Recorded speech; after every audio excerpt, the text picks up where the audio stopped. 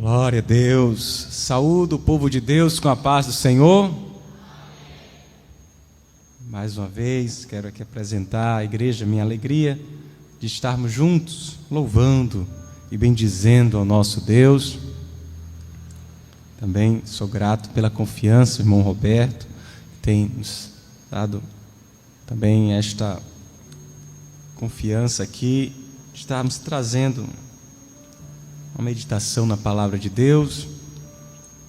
E você que tem aí consigo um exemplar da Sagrada Escritura, por favor, abra na carta que o apóstolo Paulo, juntamente com o irmão Timóteo, escreveu à igreja que estava na cidade de Filipos. Carta aos Filipenses, capítulo de número 3. Vamos ler o versículo de número 8, que diz assim: E na verdade tenho também por perda todas as coisas, pela excelência do conhecimento de Deus. Conhecimento de Cristo Jesus, meu Senhor, pelo qual sofri a perda de todas estas coisas e as considero como esterco para que possa ganhar a Cristo. Meus queridos irmãos, esse texto sagrado que nós lemos, na sua versão original em grego, ao que parece o apóstolo Paulo, ele estava com o coração profundamente comovido, e ele criou ali uma sequência de partículas que torna quase impossível de traduzir a primeira parte desse versículo. Se nós fôssemos traduzir literalmente a expressão, como ele começa o versículo de número 8, é como se ele dissesse assim: como, pois bem, portanto, ainda mais. Parece que ele perdeu o sentido das coisas, né? Ele fala, acho que talvez substituiu como por porém, dizer algo assim: porém, pois bem, portanto, ainda mais. Dá para entender o que ele quer dizer com isso?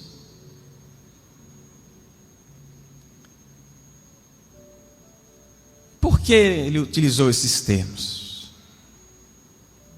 Porque ele estava tentando dizer aquilo que não dá para dizer. Ele estava falando a respeito do indizível. Ele estava falando a respeito de quem só se conhece verdadeiramente pela experiência. Ele diz: mas tudo o que eu considerava ganho, eu reputei como perda. Aí ele diz: porém, pois bem, o dito até agora não é tudo. Portanto, eu afirmo ainda mais que tudo que tenho é perda, pela excelência do conhecimento de Cristo. É como se ele dissesse que todas estas coisas que eu estou falando aqui ainda é pouco. Eu ainda poderia dizer muito mais. Por isso eu vou afirmar que não só estas coisas que eu considerava como ganho, eu reputei como perda, mas todas as coisas são esterco se nós a compararmos com o conhecimento de Cristo, com a experiência pessoal com Cristo. Então marque bem essa expressão quando você quiser falar do não dito, aquilo que não dá para explicar. Você faz igual o apóstolo Paulo, você diz: porém, pois bem. E essas expressões que ele utiliza, são 4 partículas que ele utiliza. Porém, pois bem, portanto, ainda mais. Ele está nos voltando para a experiência única de um relacionamento pessoal com Cristo. Ele, há 28 anos, eu imagino ele escrevendo essa carta e se lembrando do que havia acontecido no caminho para Damasco, há 28 anos, quase que toda uma vida. É muito tempo, 28 anos. E ele tinha tido uma visão, ele tinha visto, tinha ouvido o próprio Senhor Jesus.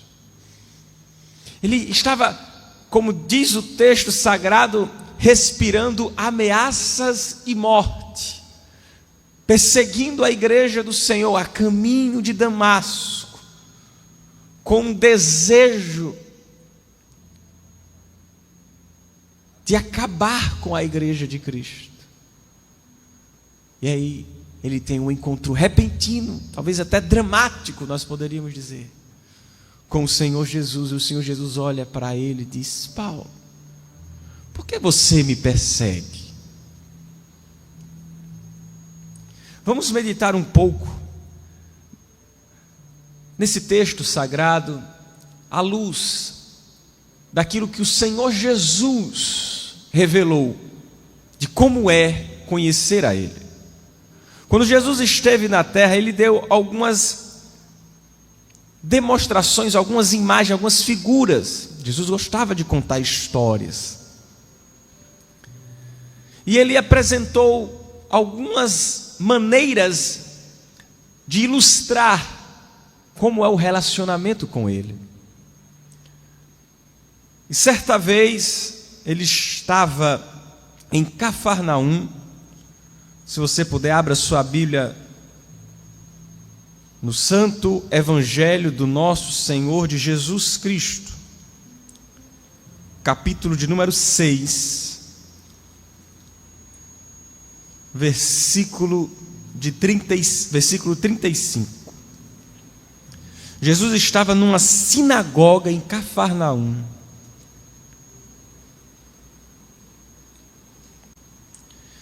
E ele diz assim: eu sou o pão da vida. Aquele que vem a mim não terá fome, e quem crer em mim nunca terá sede. É como se ele dissesse assim: olha, o que o meu pai quer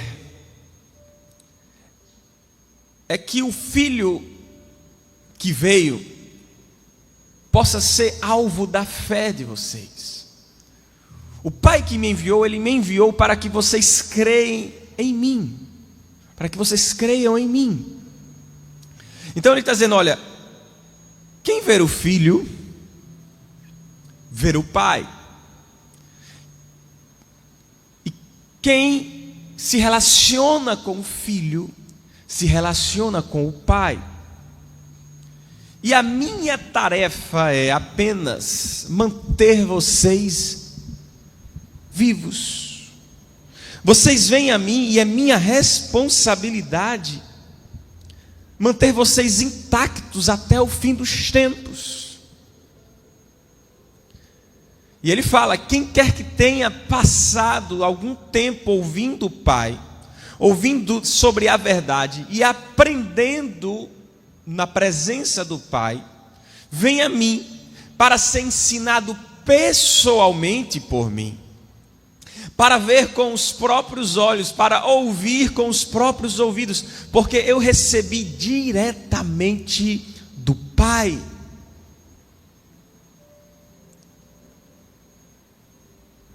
E ele segue falando que quem crer em mim tem a vida verdadeira, a vida eterna.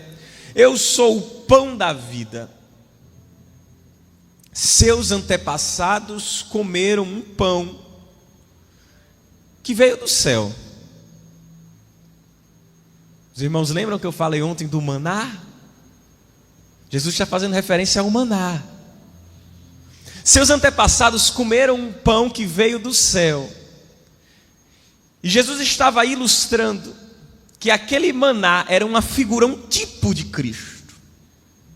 Ele estava mostrando que aquele maná que veio do céu era um anúncio, uma sombra do que estava por vir. O verdadeiro pão do céu sou eu. E se vocês comerem este pão, vocês não vão ter fome como os antepassados de vocês tiveram fome após comer o maná no deserto.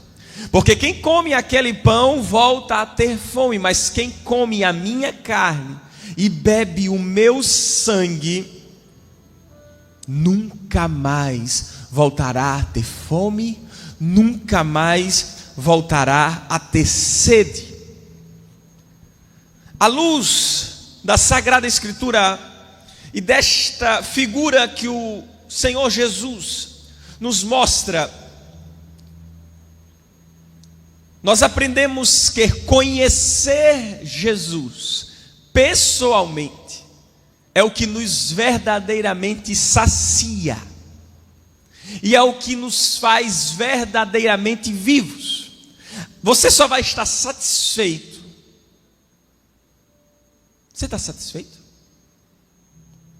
Você se sente satisfeito? Você está insatisfeito com alguma coisa? Você se queixa, você murmura, você reclama. A satisfação só pode verdadeiramente acontecer se nós comermos a carne de Cristo e bebermos o sangue de Cristo. Que palavra estranha.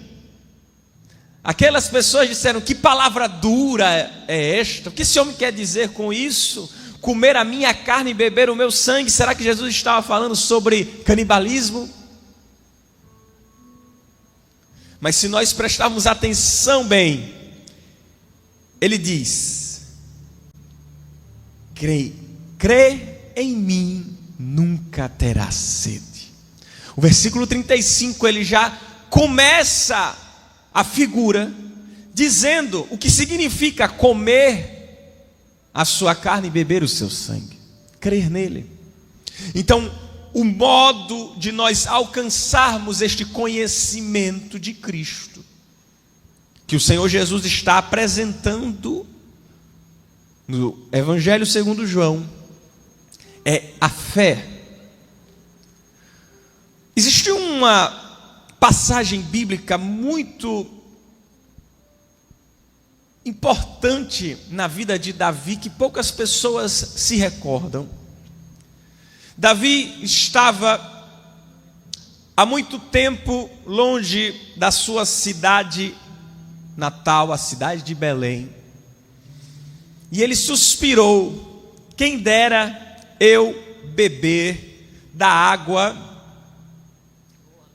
que havia lá na fonte em Belém. Eu vou beber essa água aqui pela ilustração, tá certo?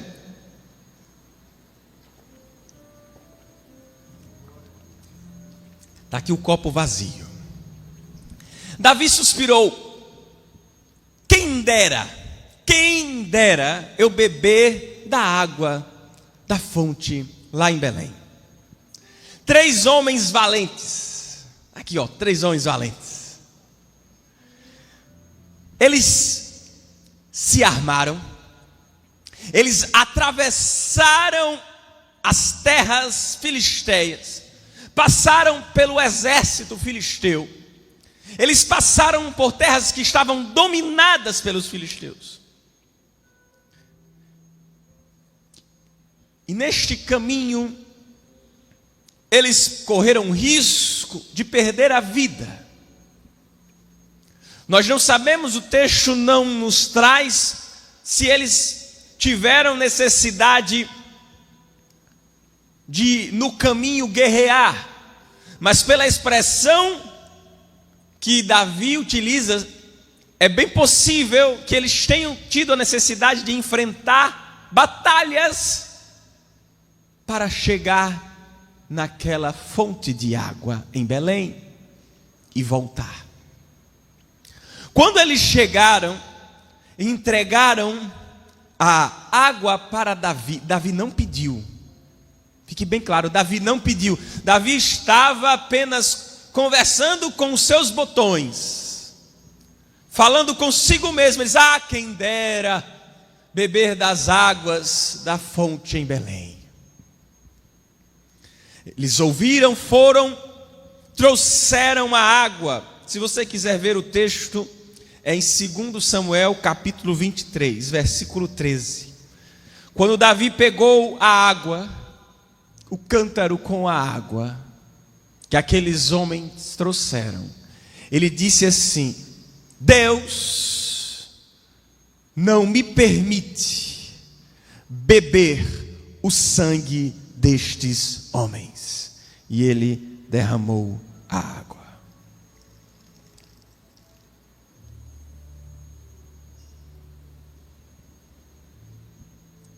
Alguém pode dizer: isso é um desperdício. Aqueles homens se sacrificaram.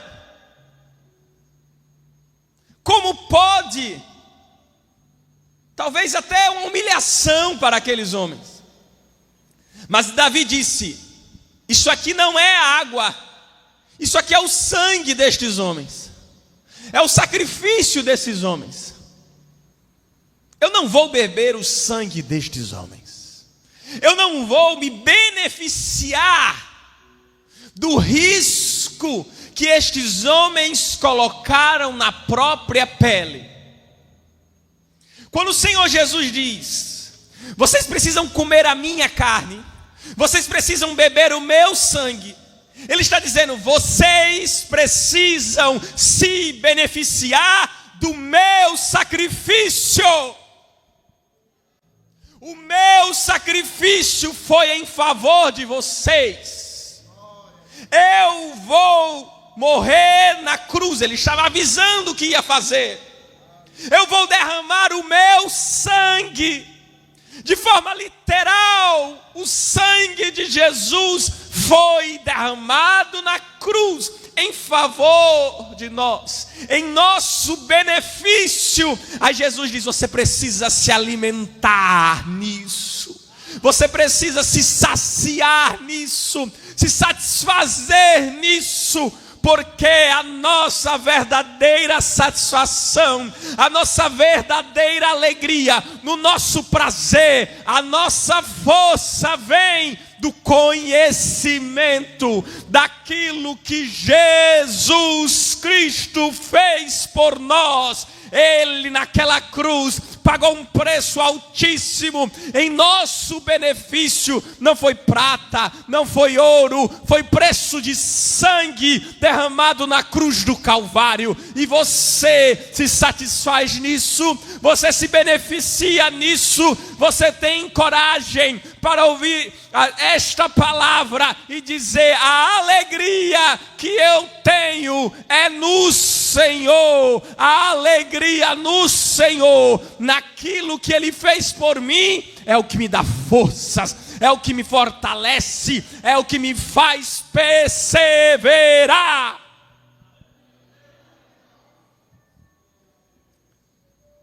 Nós precisamos comer e beber desta fonte, desta carne, deste sangue, o Senhor Jesus. Então, quando o Senhor Jesus fala sobre Ele ser o pão da vida, sobre comer e beber da sua carne e do seu sangue, Ele está falando da fé que nós temos, do que o sacrifício feito na cruz é suficiente para nos salvar, e é isso que vai nos dar satisfação. Então, quando o apóstolo Paulo fala de conhecimento de Cristo, deste relacionamento pessoal com Cristo, um aspecto que nós estamos observando neste momento, à luz daquilo que o Senhor Jesus falou sobre uma das maneiras que ele utilizou para ilustrar o relacionamento com ele. É a fé. E há um resultado, a vida. Há um efeito, diz: aquele que comer este pão, ele diz, eu sou o pão, e aquele que comer este pão vai ter vida em si mesmo. Você vai ter vida, verdadeira vida. A verdadeira vida está naqueles que se alimentam, ou seja, que creem na obra de Cristo. Mas o Senhor Jesus também nos dá, ainda no Evangelho segundo João, capítulo de número 15, ele nos dá outra figura sobre a maneira como nós nos relacionamos com Ele. Ele fala no versículo 15: já vos não chamarei servos, porque o servo não sabe o que faz o seu senhor, mas tenho-vos chamado amigos. Diga, amigos. Eu acho que eu estou um pouco ruim do ouvido. Diga mais uma vez, amigos. Não, é que vocês não tinham falado. Glória a Deus. Amigos, amigos, porque tudo quanto ouvi de meu Pai vos tenho feito conhecer. O conhecimento de Deus vem para nós através de uma amizade com Cristo. O conhecimento de Cristo, ou seja, a amizade com Cristo, nos leva a ter a revelação de quem Deus é.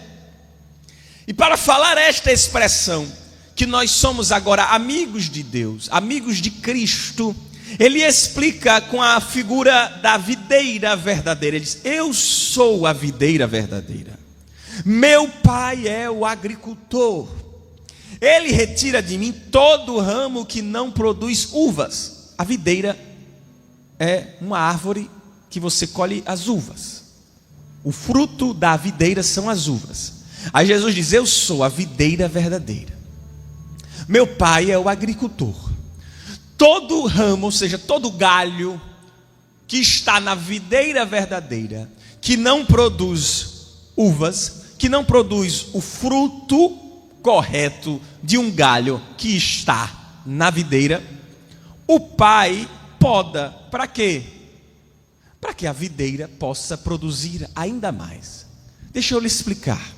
Se você deixar que um galho que está doente fique na árvore, ele vai ali, doente, continuar sugando energia, nutrientes da árvore. E aqueles nutrientes vão ser desperdiçados com um galho doente que não vai produzir frutos. Então um bom agricultor, quando vê um galho numa videira que não produz frutos, ele arranca aquele galho, para não prejudicar toda a videira por causa de um único galho doente.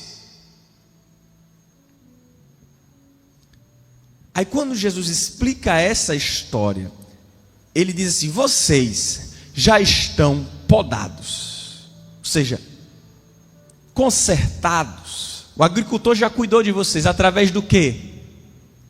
Da mensagem que eu estou comunicando para vocês, do conhecimento de Deus que vocês têm através de um relacionamento pessoal comigo. Aí ele diz, vivam em mim, venham morar em mim, como eu moro em vocês. Assim como um ramo de uma videira não pode produzir frutos de si mesmo, não pode produzir uvas de si mesmo, não imaginem que vocês possam produzir frutos sem um íntimo e orgânico relacionamento comigo. Ele está falando de um relacionamento à semelhança do que acontece numa videira. Me diga uma coisa, você olha para uma árvore, você diz, não, o galho não faz parte da árvore, é uma coisa externa. Não, o galho faz parte da árvore. Outra figura que o apóstolo Paulo se utiliza é que Jesus é a cabeça da igreja, que nós somos o corpo. O corpo pode se separar da cabeça? É uma coisa só.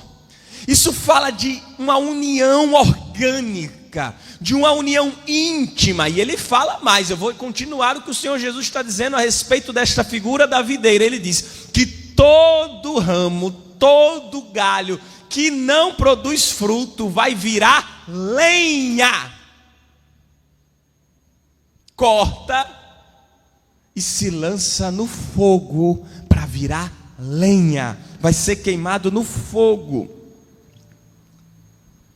E ele vai explicar que a maneira como nós somos tornados frutíferos é se nós amarmos ao Senhor Jesus, da maneira como Ele ama o Pai. E assim, nós vamos ser obedientes ao Senhor Jesus, da maneira que Ele é obediente ao Pai. Então ele mostra que a linguagem do amor é a obediência. A maneira de nós provarmos que amamos ao Senhor Jesus, nosso amigo, ele diz: eu não chamo vocês mais servos, eu chamo vocês de amigos. Então a maneira de nós darmos uma evidência, de nós darmos prova que somos amigos de Jesus, é que nós vamos obedecer ao Senhor Jesus. Ele disse: uma comida eu tenho para comer. Que comida é esta? Fazer a vontade daquele que me enviou. Nós somos nutridos pela obediência que praticamos ao Senhor Jesus. Ele fala que nós só vamos ser satisfeitos se nós tivermos uma amizade com Ele, se nós crermos que Ele pagou o preço. Tem alguém aqui que ainda não aceitou Jesus como seu Salvador? Dê um sinal com a mão. Alguém que não é crente, que não crê em Jesus como seu Salvador, que está afastado. Tem alguém aqui? Dê um sinal com a mão. Não tem ninguém aqui? Todos aqui são crentes?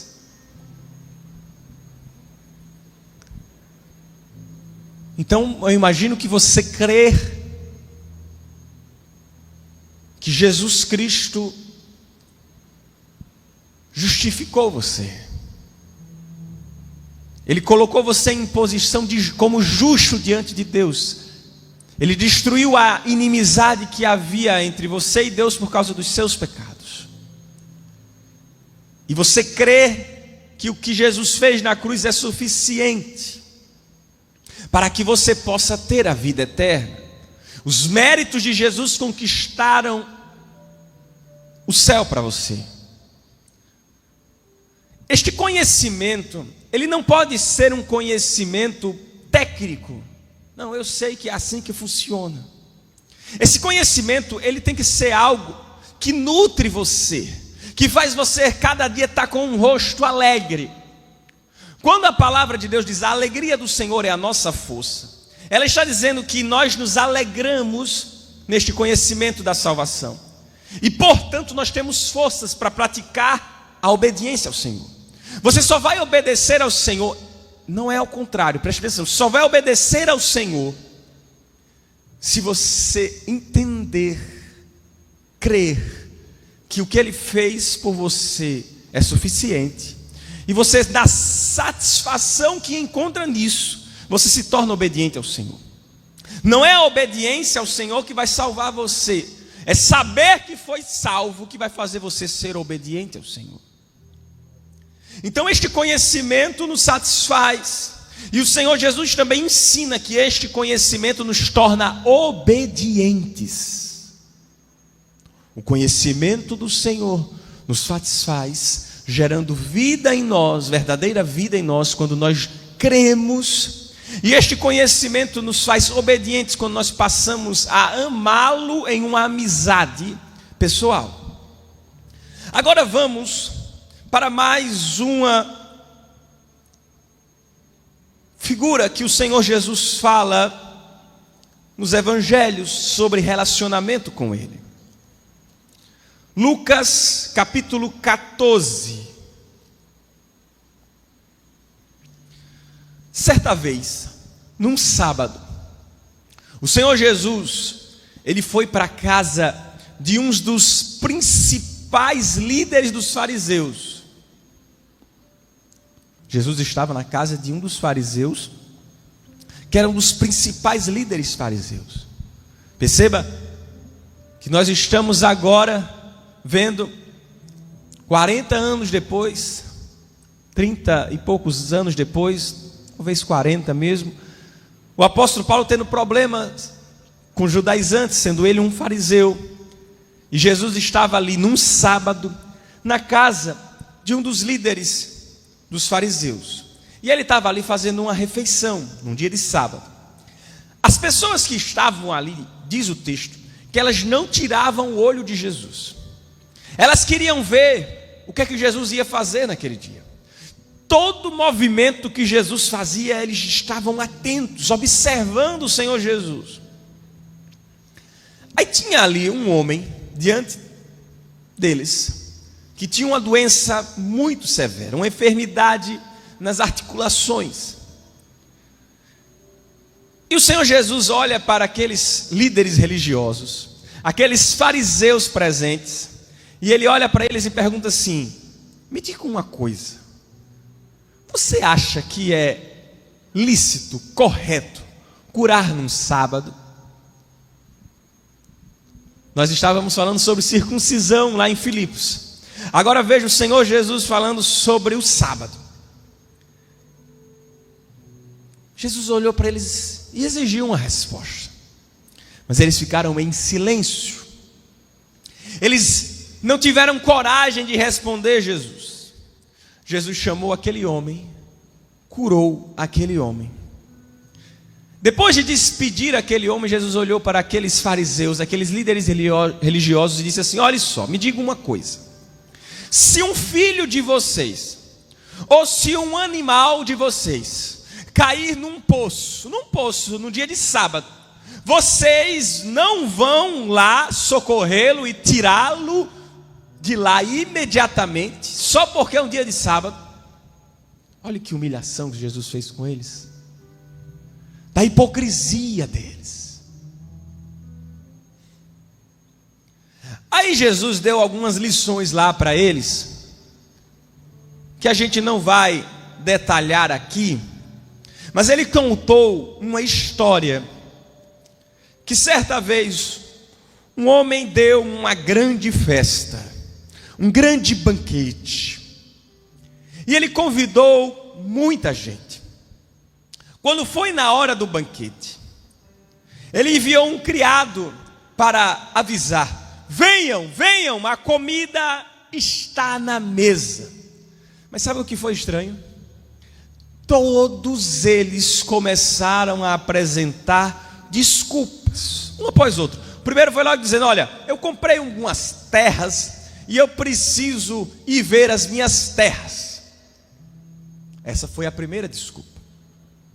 Teve outro que falou assim: olha, eu comprei 5 juntas de boi e preciso testar as juntas de boi. Aceite minhas desculpas, eu não vou poder ir para o banquete. Aí teve um terceiro que disse: eu acabei de me casar e preciso ficar com minha esposa. Aí o criado retornou, contou ao seu senhor o que havia acontecido. Ele não gostou daquilo que havia conhecido, disse para o seu criado: olha, acontecido, e disse: rápido, vá para as ruas da cidade, vá até as vielas e junte todos que precisam de uma refeição. Os sem-tetos, os miseráveis, os desajustados, todos. Vamos lá. A primeira pessoa falou que tinha comprado um campo, havia comprado terras. Ele precisava ir lá ver as terras. O outro é legítimo, eu pergunto a você, é legítimo você comprar um campo e ver o campo? Sim ou não? É legítimo sim ou não? O outro, ele havia comprado umas ferramentas de trabalho para arar a terra. E ele ia testar as ferramentas dele. O outro havia se casado. Aqui a expressão, no original, a ideia é que ele está dentro do 1 ano de lua de mel. É 1 ano. Não é que ele casou ontem. É 1 ano. Aí me diga uma coisa. Essas desculpas são legítimas, são coisas honestas, corretas, mas elas são respostas de quem quer ir para o banquete, ou respostas de quem estava apenas procurando um motivo para não ir? Porque aquele campo não ia fugir do lugar. Alguém acha que o campo ia fugir do lugar? Se ele fosse participar de um jantar. Eu vou participar de um jantar, dá tempo do campo fugir? E as ferramentas de trabalho? Será que ele ia testar essas ferramentas de noite, no horário do jantar?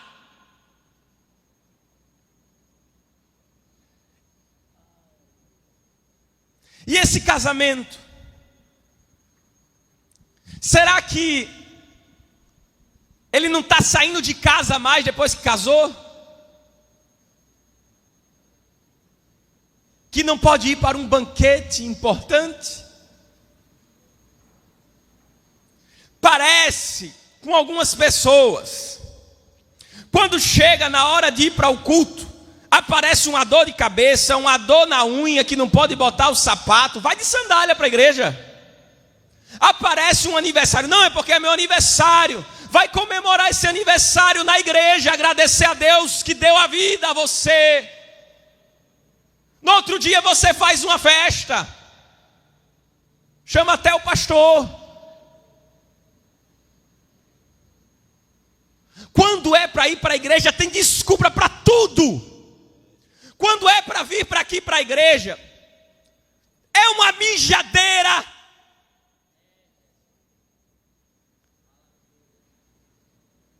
É um bebe água, porque não tem fome e sede da palavra.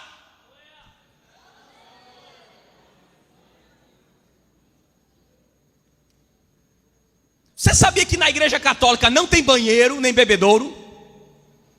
Será possível? Você tem quantos anos? Você tem a bexiga baixa, é?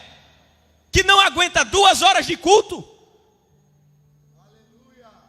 Eu fosse você, tinha vergonha ficar conversando durante o culto. Você não tem o mínimo de consideração à palavra de Deus. Isso é indigno, é vergonhoso.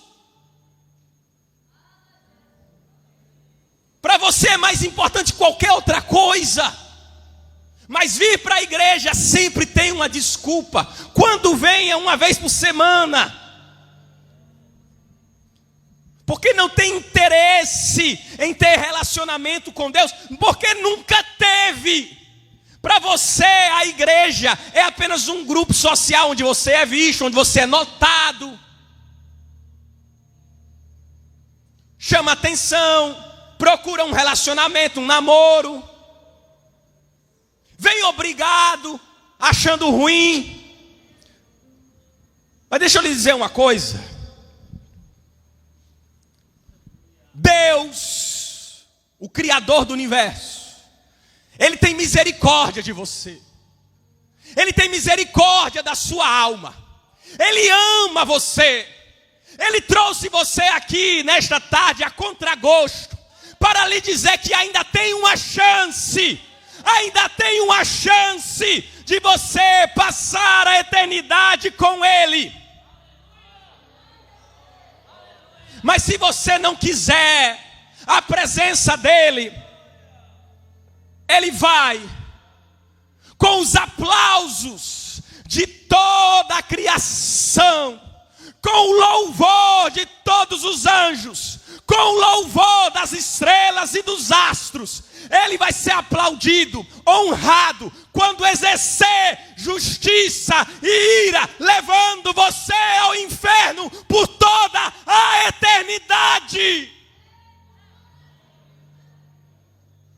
O julgamento será celebrado por todos os santos, por todas as partes da criação, desde a terra até o fim do universo. O Senhor será louvado, celebrado. O Senhor Jesus Cristo, Ele será exaltado quando Ele exercer justiça e juízo sobre aqueles que rejeitaram a sua amizade, desprezaram a sua presença. Ele não quer ser seu amigo à força. Ele chama de amigo aqueles que querem ser seus amigos.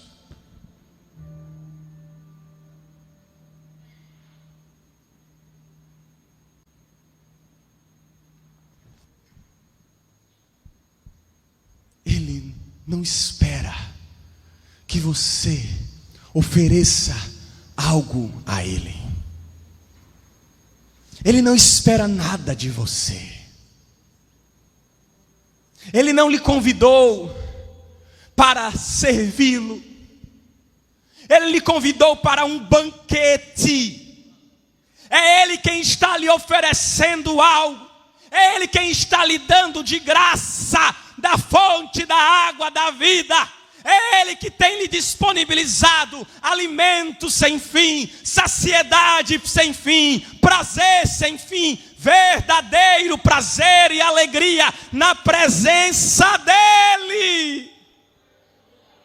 Ele não está lhe pedindo nada em troca. Ele não está lhe pedindo um mérito humano, esforço, dedicação, nobreza, nada. Você não tem nada para oferecer a Ele. Não há nada que você possa dar que já não lhe pertença.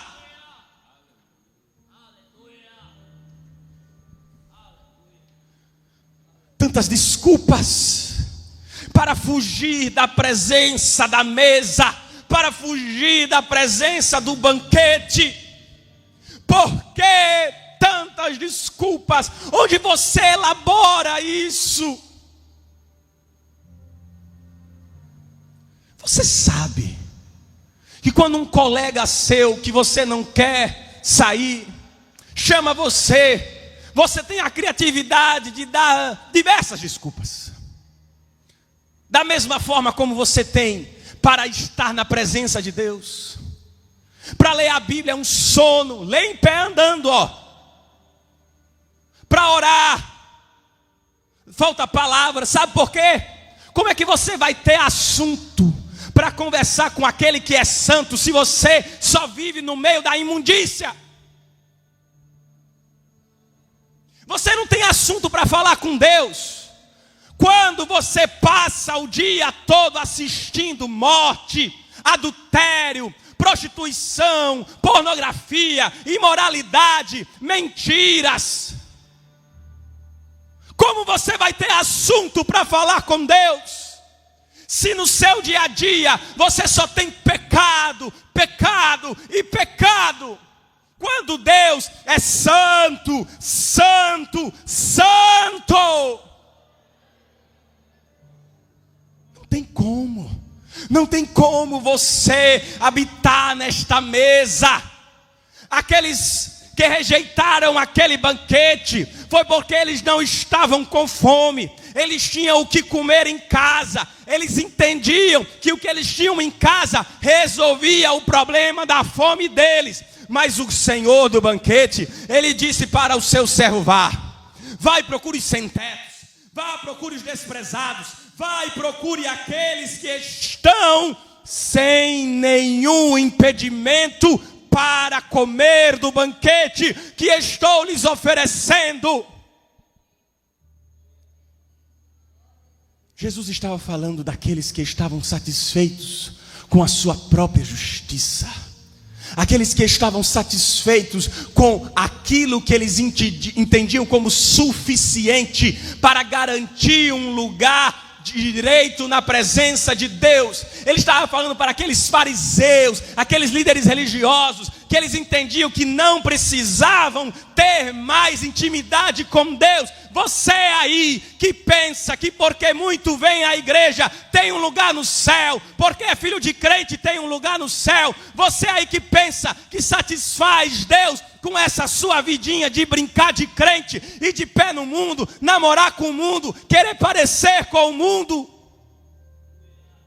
Não há como haver comunhão entre as trevas e a luz.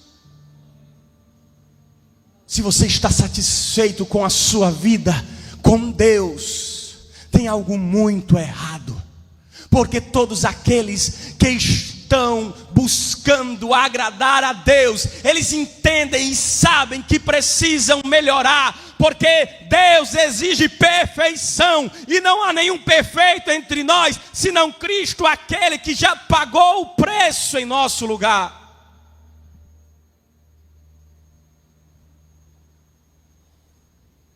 O banquete está à mesa, a comida está à mesa. Você só precisa aceitar o convite. Aceite o convite. Eu já falei, a prática é a mesma. Separe um horário fixo, como o maná que caía no deserto. Todos os dias pela manhã eles precisavam ir colher o maná, que apontava para Cristo, o pão da vida descido dos céus.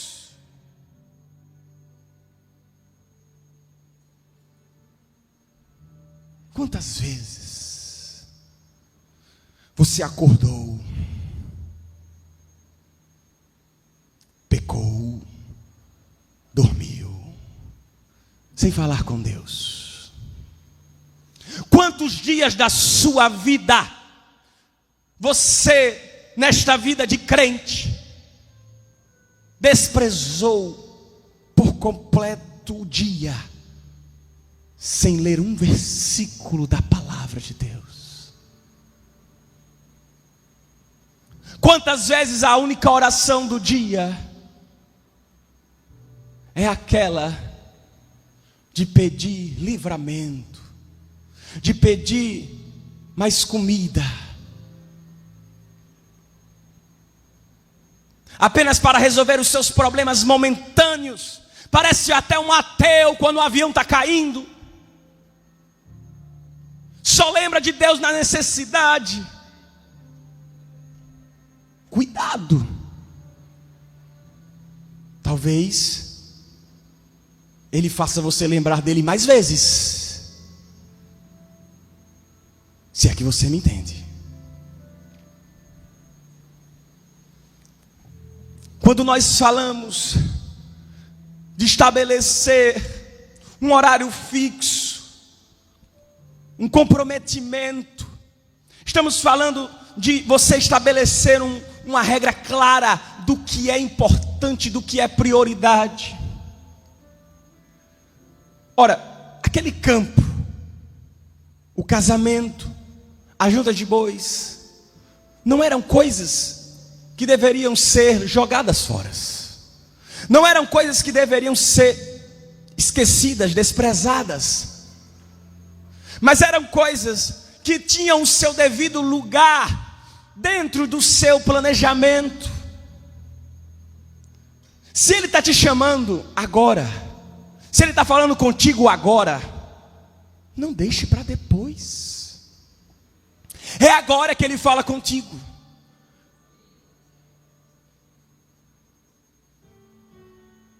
É agora que Ele te chama para sentar à mesa para um banquete.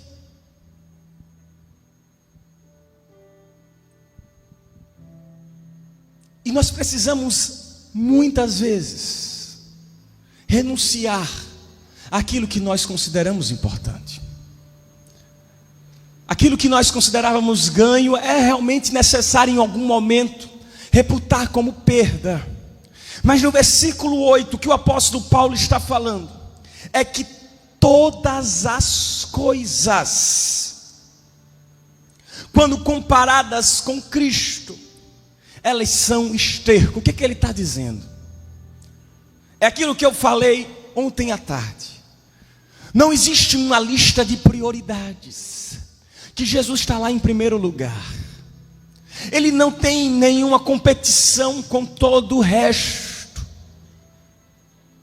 Você precisa entender isso. Ele é o todo, Ele é o centro, Ele é tudo o que temos. Você já percebeu isso? Que Ele é tudo o que você tem, que sem Ele você é nada? Se isso não ficou claro para você ainda, é por isso que é tão difícil para você ter um relacionamento com Ele, porque você ainda não sabe quem Ele é.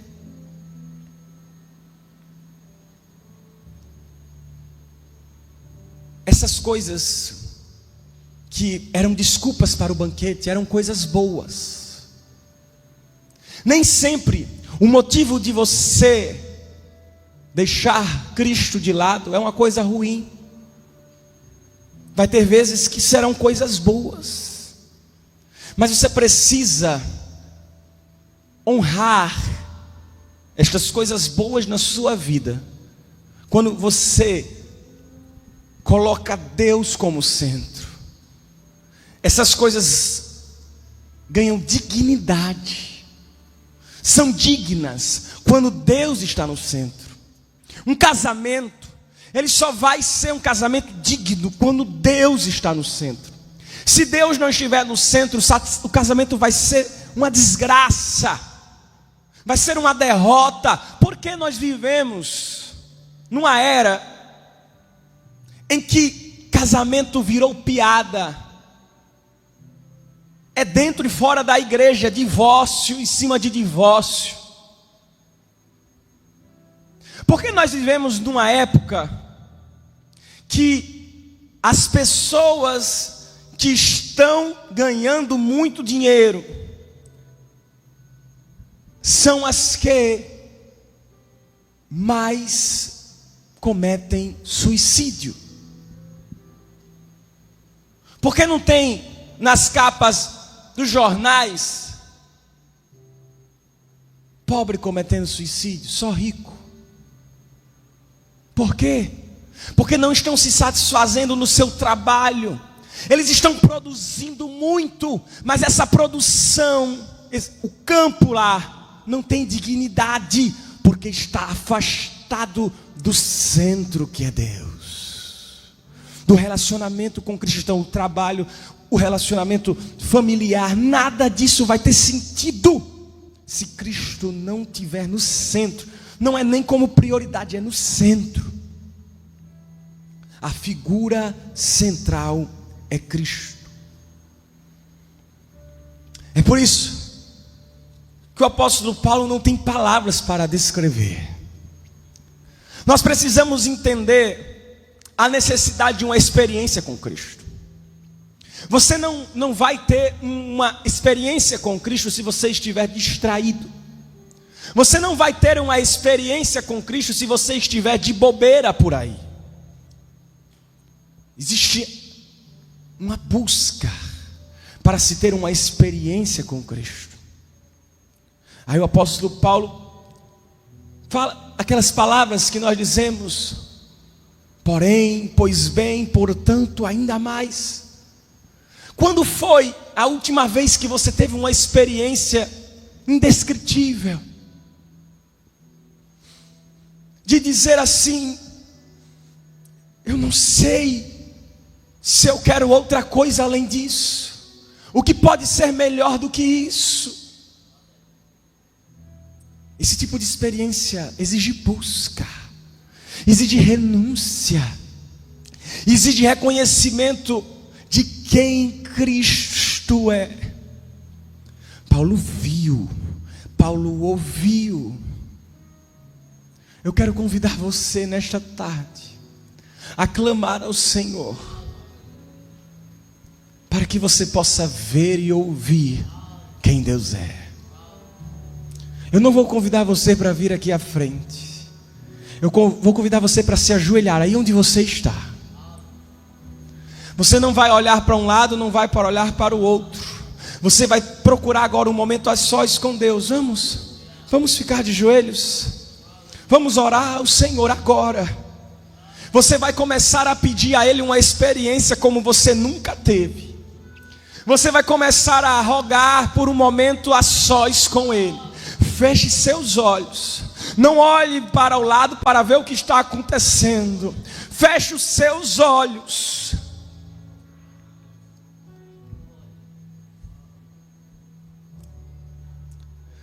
Porque aquele que é a resplandecente estrela da manhã, a raiz de Davi, a geração de Davi, o começo e o fim, aquele que é a presença de Deus entre nós, aquele que é o verbo que se fez carne, a manifestação da gloriosa presença de Deus, Ele está aqui, o Senhor de toda a criação, Ele está aqui, nele foram criadas todas as coisas, e Ele está aqui te convidando para um encontro com Ele, te convidando para um encontro na presença dEle. Ele te diz: fala comigo. O Senhor Jesus está chamando pela sua voz. Ele está te chamando para que você reconheça a sua necessidade dEle, para que você reconheça que o que afasta você da presença dEle é o seu orgulho. Ele te convida a jogar fora o seu orgulho.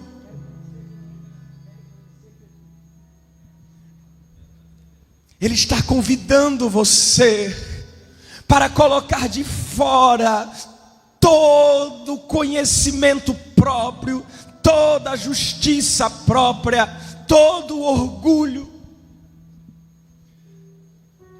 Vamos orar nesta noite. Continue falando com Ele.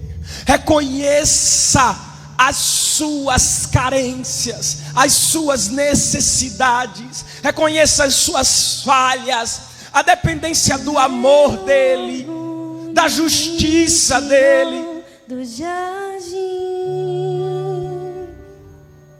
tua humildade colocou jardim em mim. Ore com essas palavras. Se eu vender tudo que tenho, em troca do amor eu falharia. Derrama a tua unção sobre nós. Derrama a tua Shekinah sobre nós. Derrama, Senhor. Derrama, Senhor, sobre os teus filhos que estão prostrados diante de ti neste momento. Estão se rendendo em tua presença. Senhor, ministra os corações. Traz, Senhor, vida nova, conhecimento excelente de Cristo. Conhecer Jesus, eu quero conhecer Jesus, eu quero renova a mente dos conhecer teus filhos, Jesus. renova os corações dos teus filhos. O meu orgulho Nós não podemos, nós somos nada. Tu podes, tu és tudo. Nós somos fracos, tu és forte.